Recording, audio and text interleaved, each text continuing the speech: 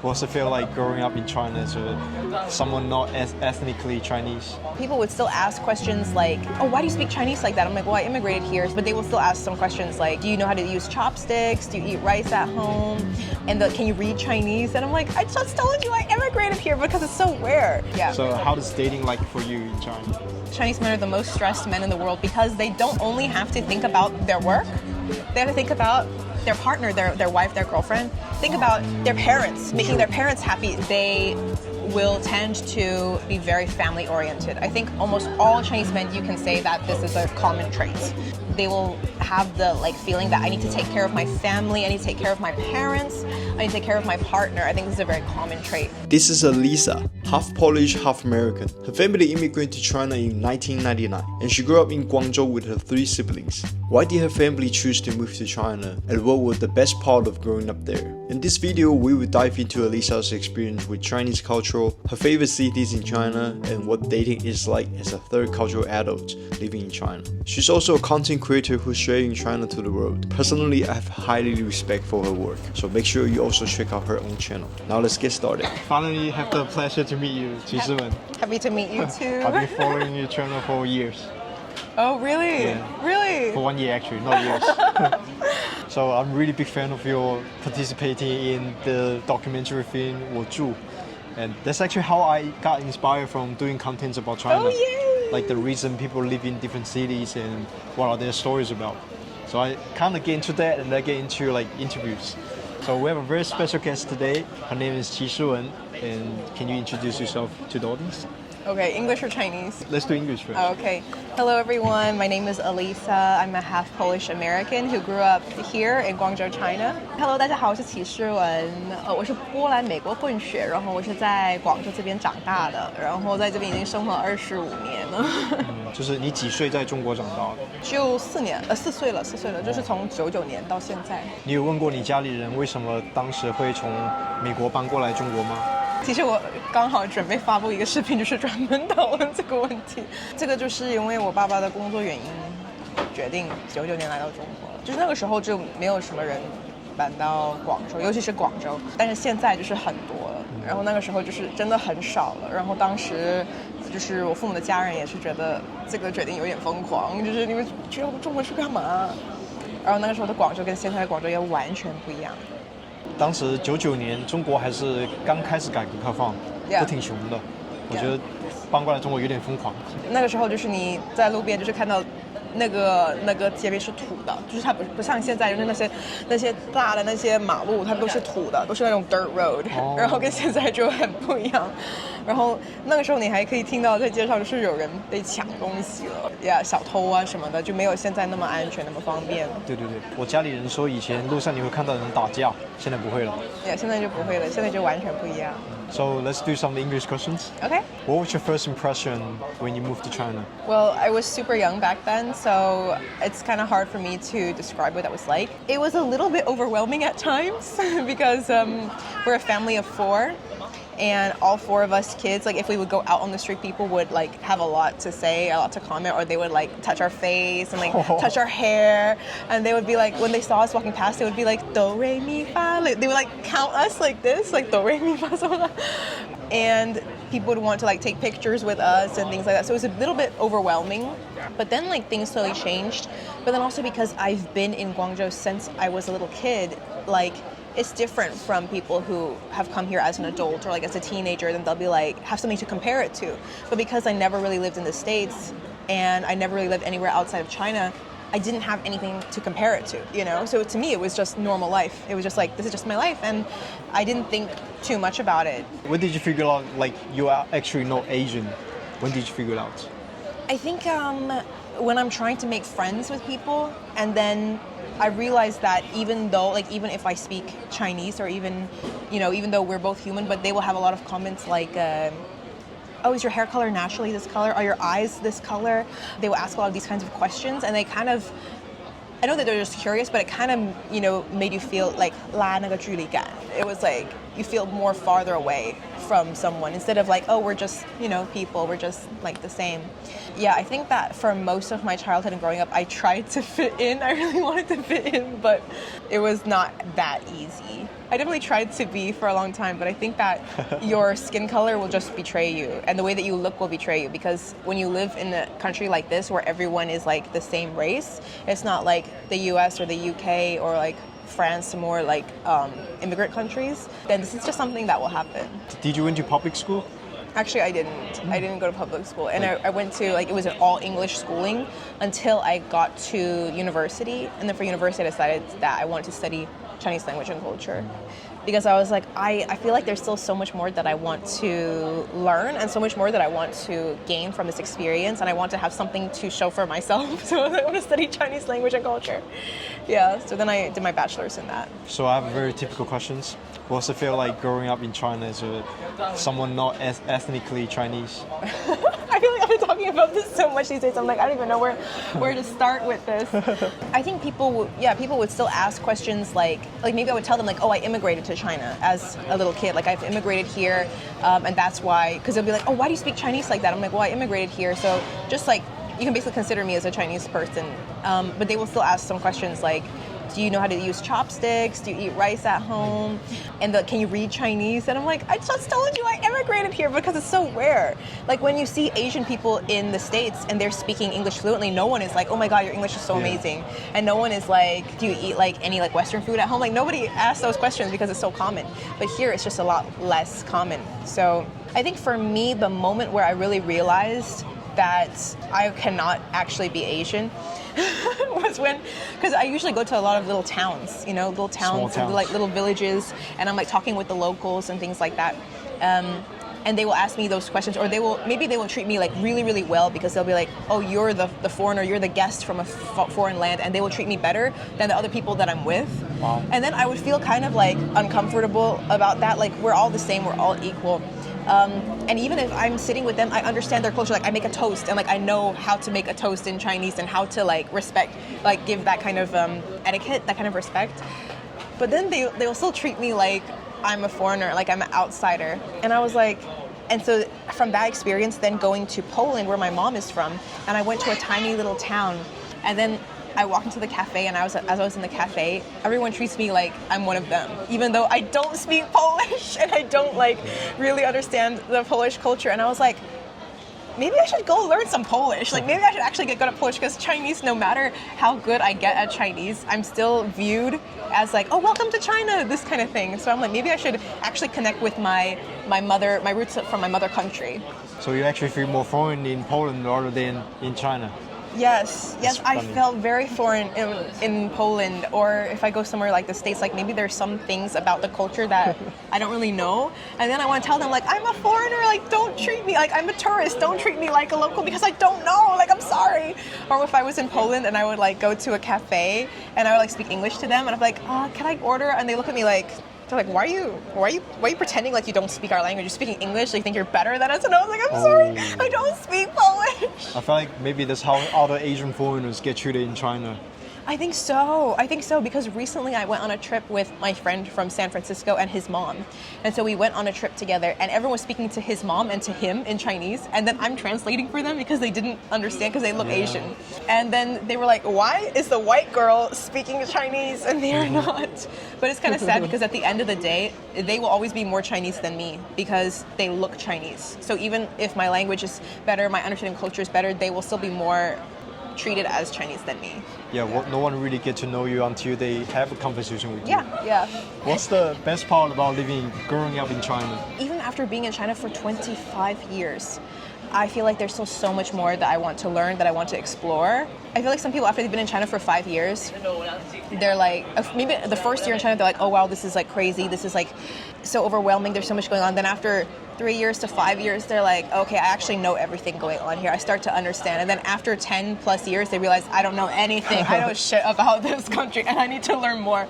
And I feel like after 25 years, I'm still like, wow, there's so many more things I want to explore and learn, and parts of the culture that I want to analyze and discuss. And I find that it never stops being interesting to me. And there's always something new happening. Like every day there's something exciting, or there's something to do, or I just feel like this culture, I think it will always be a part of me, and I will always want to keep exploring that. What do you see of the future of China in the world? I think in around 2014, I was really excited for the direction that China's future was going, and I couldn't wait to see how it emerges into like the global perspective, like interacting with other countries. But then after COVID, a lot changed, and I remember having this conversation with my mom, and I was like, oh, they're like, now that COVID is over, like people will start coming back and they want to work with China and do business with China, and all these things will be happening. My mom was like, no, they're not. She's like, people have already given up and they left China already. And I'm like, no, I hope that's not true. Because for me, the happiest thing for me in China is if I can see China and other countries working together, because it feels to me like it's different parts of me working together. Like my Chinese side and my more American side, like I want them to be friends. I really want them to be friends, and I want them to, because I feel like back then, China and US, they used to work together. They used to work together so much, and it was inspiring. Like, no man is an island, and we all need each other. You've been living here for 25 years. How would you describe the city of Guangzhou? What is your favorite city in China? 2 questions. I have to say, of course, my favorite city is Guangzhou, because Guangzhou is my home. And like my friends always make fun of me. They're like, are you never going to leave Guangzhou? Like they keep trying to convince me, like move to Shenzhen, move to Yunnan, or move somewhere else. But I'm like, oh, that's so difficult for me, because this city is the home of so many of like the first times in my life. I don't know if you watched the video that I made about my Guangzhou story, but yes, I did. Yeah, in that video I mentioned a lot of places that mean something. I had a first time or something special happen in my life in all these different places. So the things that I love about this city, I love how it is so vibrant, how there's a mixture of like the modern and then the culture and tradition. And I love how Guangzhou, because it was one of the early ports that was doing like trade with other countries, and so you can see a little bit of that in some parts of the architecture. And this city, I'm so excited to share this city with others, and I really want them to know more about Guangzhou, and that's why I started to like make my videos. I think I want to make more English content, because I want to share with people what this place is really like. If I make content in Chinese and share with Chinese people about what Guangzhou is like, they know what China is like. They don't need to hear from me what China is like. So I wanted to make English content so I can share with more people who don't have access to local Chinese culture like this. That's what I'm doing. Yeah, I know. That's why I love it. That's why I'm here. I kind of see we are quite similar, our backgrounds. Mm-hmm. Even though most of my life were in China. Yeah, it's the same. Cool. Yeah, same. Yeah. Because we speak different languages. We speak Chinese. We speak English. We're also doing content creation. I want to know your dating story. So you are white outside, kind of somehow yellow inside. Yeah. So how does dating like for you in China? My first serious boyfriend, my first serious relationship was with a Chinese guy, actually from Guangdong. And I was in that relationship for 5 years. And I think that relationship also really shaped how I view dating and how I understand dating. And so maybe because of that relationship, I started to, like, my dating mind was more Chinese. Or maybe because I was just Chinese to begin with. But yeah, then after we broke up and I was dating again, then I started to realize, a lot of the ways that I think and I act are very Chinese when it comes to dating world, which I didn't know before. But then later I was like, I'm more like a Chinese girl in this aspect. So, okay, some things that people have noticed about me, which I didn't notice before, is maybe like the way that I would talk sometimes, or the way that like maybe I would laugh and I would go like, when I'm like, yeah, you cover out your teeth. And then they say that that's like a Chinese thing to do, which I didn't know. I kind of expect the man in the relationship to be more like help me with my bags, and I'm not very like 50-50 kind of person.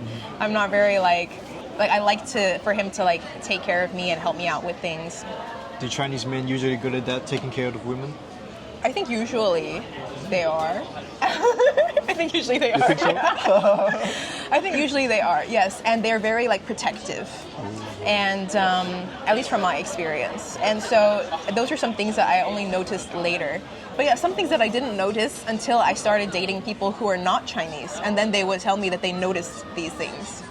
So I found that very interesting. Like I was learning more about myself in that process. What are some green flags and red flags about Chinese men? Okay, so this is a very difficult topic to generalize because everyone's different, but I would say that one thing that you can safely generalize about Chinese men is that they will tend to be very family oriented. I think almost all Chinese men, you can say that this is a common trait. So they will have the like feeling that I need to take care of my family, I need to take care of my parents, I need to take care of my partner. I think this is a very common trait for a Chinese man. Another thing about Chinese culture, which I noticed, I'm not sure if it's true for everyone, but I think another thing that which a lot of Chinese men share this trait is that they're not very emotional. Chinese men are not very emotional. Not very emotional. That is they're not true. They're not. That's true? Because from a young age, they don't really have space to feel and express emotions. And they're very driven to work hard, get good grades, study well. I came to the conclusion that Chinese men are the most stressed men in the world. Like they don't express when they are upset. They don't express. They don't talk to you. Yes, and I believe that Chinese men are the most stressed men in the world because they don't only have to think about their work, they have to think about their partner, their wife, their girlfriend. Think about their parents, making their parents happy, taking care of their parents financially. Think about their children, making sure their children have a good education, making sure their children get into a good school. So they have stress coming from all different areas, from the parents, from the partner, from the work, from the kids.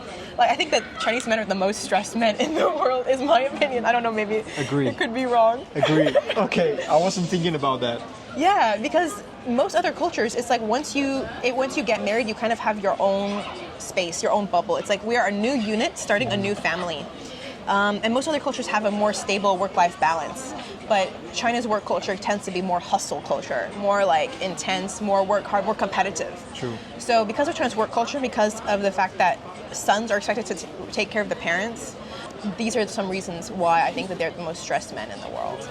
So I think that because Chinese men also, because they have so much stress and pressure in their lives and they don't have a lot of practice of like understanding their emotions and being able to feel their emotions and express their emotions, that it can cause some conflict in the relationship. That's deep.